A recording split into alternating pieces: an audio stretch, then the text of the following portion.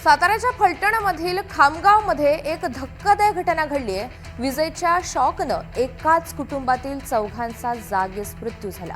एकमेकांना वाचवण्याच्या प्रयत्नात चारही जणांचा दुर्दैवी अंत झालाय। आता पोलिसांकडून घटनेचा तपास केला जातोय। राहुल आपल्या सोबत आहेत। राहुल, घटना नेमकी कशी घडली? पोलिसांनी या सगळ्या संदर्भात काय माहिती दिली? ऋतुजा, अतिशय दुर्दैवी आणि वाईट अशी ही घटना म्हणायला लागणार आहे।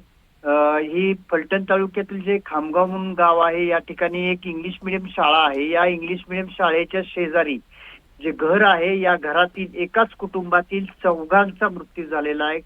गंगूबाई शिंदे, सचिन शिंदे, आरती शिंदे आणि धवल म्हणून एक मुलगा आहे। अशा चौघांचा मृत्यू झालेला आहे। अतिशय वाईट दुर्घटना आहे ही।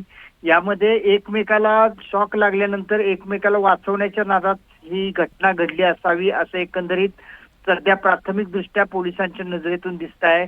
घटनास्थळी आता पोलीस दाखल झालेले आहेत। पोलिसांकडून याबाबतची माहिती घेताना पाहायला मिळत आहे। मात्र ही जी घटना आहे, आपण पाहतोय की कशा पद्धतीने वाईट ही सगळी परिस्थिती या कुटुंबावरती ओढावलेली आहे।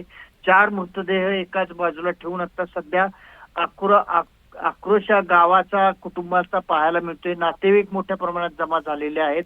एकंदरीतच ह्या सध्या पावसाचा परिणाम एक वेगळ्या पद्धतीने पाहायला मिळतोय। मात्र विद्युत यंत्रणेलाही ह्या बाबत जबाबदार धरलं जातंय। तिथले कुटुंब त्याच्यावरती आरोप करताना पाहायला मिळत आहेत। ऋतुजा, निश्चित। राहुल, धन्यवाद माहितीसाठी।